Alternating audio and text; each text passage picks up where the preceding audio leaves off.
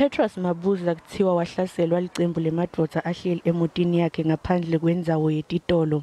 Mabuza lobeka neminyaka lengama-57 lowadutshulwa eMahlandla waphuthunyiswa esibhedlela lapho kwafika kwamehlula khona kufa.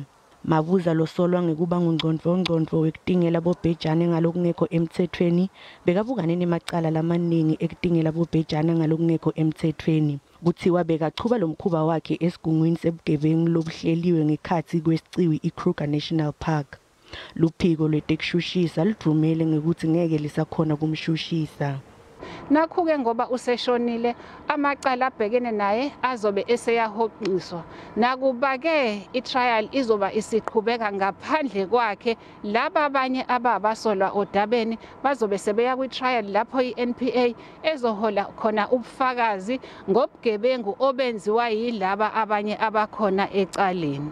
Emacembu etemvelo akhathatekile kanti sekende libito kuhulumende betemthetho kanye netebulungiswa ukuthi basebente ngekubambisana ekucedzeni kutingelwa kwabobhejane. He is hailed as the godfather of Hazyview for all his criminal activities, not just rhino poaching.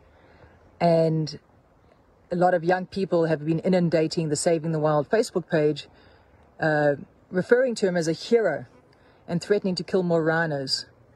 This is by no means representative of the majority of South Africa. Majority of the people want to save the rhino. They want to protect their natural heritage.